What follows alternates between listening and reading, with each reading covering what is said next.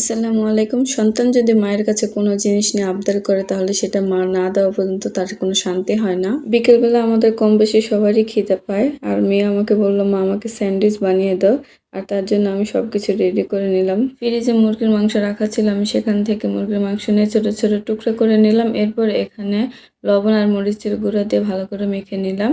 এরপর আমি সয়াবিন তেলে এটা ভেজে নিব। আমার পাশে আমার পিচ্চি বাহিনীগুলো বসে আছে, মানে আমার ছেলে মেয়ে, ওরা দেখতেছে আমি কিভাবে স্যান্ডউইচ বানাই। আমার মুরগির মাংসটা ভাজা হয়ে গেছে, আমি এটা একটা বাটিতে ঢেলে নিচ্ছি। এরপর আমি যে সবজি ওটা ধুয়ে পরিষ্কার করে তারপর কেটে নিব। আমি এখানে স্যান্ডউইচ বানাতে শসা আর গাজরটাই নিয়ে নিচ্ছি। এখন এগুলোকে ছিলে নিব পিলার দিয়ে, তারপর গ্রেট করে মেশিন দিয়ে গ্রেট করে নিব। আজকে আমাদের এলাকায় গাজর খুঁজতে খুঁজতে আমার প্রায় মাথা নষ্ট হয়ে গেছে। আমাদের বাসার নিচে অনেকগুলো তরকারি ভ্যান গাড়ি ছিল, কিন্তু কেউ গাজর বিক্রি করতেছিল না। তাদেরকে আমি জিজ্ঞাসা করলাম যে আপনারা গাজর কেন বিক্রি করেন না। তারা বলল যে ভাবি, প্রায় সব তরকারি বিক্রি হয় কিন্তু গাজরটা বেশি বিক্রি হয় না গাজরের দাম বলে।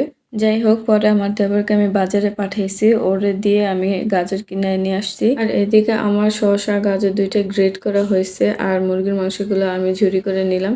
এরপর আমি এখানে স্বাদ মতো লবণ আর মেয়োনিজ দিলাম। আমি একটু বেশি পরিমাণ মেয়োনিজ দিয়ে নিচ্ছি, কারণ খেতে ভালো লাগবে তাই। আর আমি সস দিয়ে নিলাম এখানে 2 টেবিল চামচ। এর মধ্যে আমার ছেলে হাত পাচ্ছে, ও সস খাবে। সস খেতে নাকি তাদের খুবই ভালো লাগে, সস দেখলে ওরা শুধু শুধু সস খাবে।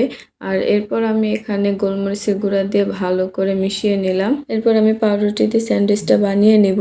আর এই পাউরুটিগুলো গতকাল রাতে তানহারা বোন নিয়ে আসছে আর সকালে চা দিয়ে খাওয়ার জন্য। আর আমি আজকে স্যান্ডউইচ বানিয়ে দিচ্ছি আমার মেয়েকে। প্রথমে আমি একটা পাউরুটি পিস নিয়ে নিলাম, তারপর আমি এখানে সসটা ভালো করে মেখে নিলাম। এরপর আমি মুরগির মিশ্রণটা দিয়ে দিব। আর মুরগির মিশ্রণটা যেহেতু বাসায় বানাচ্ছি তার জন্য ভালো করেই দিয়ে দিব, এটা যেন ভালো লাগে তাই।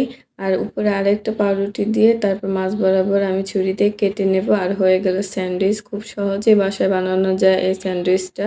আর বাচ্চাদের তো বিকেলে নাস্তা দেওয়া যায় বা স্কুল টিফিনের টাইমে দেওয়া যায়, আর ওরা খুবই পছন্দ করে এই স্যান্ডউইচটা। আমি এভাবে অনেকগুলো চিকেন স্যান্ডউইচ বানিয়ে নিলাম। এরপর আমি আমার ঘরে গেলাম আর এই যে আমার মেয়েকে বসিয়ে দিলাম। এখন আমরা মা ছেলে মেয়ে মিলে স্যান্ডউইচ গুলো খাবো আর কিছুটা রেখে দেবো তানহার আপুর জন্য। আমার আর আমার মেয়ের ফাস্টফুড আইটেম গুলো খুব ভালো লাগে খেতে, আর আমার ছেলের ফুচকা খেতে বেশি ভালো লাগে। আর তানহার আব্বুর এইসব খাবার বেশি একটা ভালো লাগে না, তার ভাত হলেই চলে। সন্তানদের টুকটাক আবদার গুলো পূরণ করতে পারলে মা বাবার খুবই ভালো লাগে। আর আমার ছেলে মেয়ে যখন যেটা চায় সাধ্যের মধ্যে যদি থাকে তাহলে ওটাই দেওয়ার চেষ্টা করি। ওরা দুই ভাই বোন তো দোকান থেকে অনেক মজা খাবে। তারপরে বিকেলবেলা আমি ওদেরকে বাসায় নাস্তা বানিয়ে দেওয়ার চেষ্টা করি। নাস্তা খাওয়া শেষ করে আমি রাতের জন্য রান্না বসিয়ে দেব। আজকের ভিডিওটি এই পর্যন্তই। কেমন হলো সবাই জানাবেন। আর এই পর্যন্ত যারা যারা আমার ভিডিওটি পুরোটা না টেনে দেখছেন সবাইকে অসংখ্য ধন্যবাদ। আমার ছেলে মেয়ের জন্য সবাই দোয়া করবেন, ওরা যেন ভালো থেকে সুস্থ থাকে। আজকের ভিডিওটি এই পর্যন্ত। আল্লাহ হাফেজ।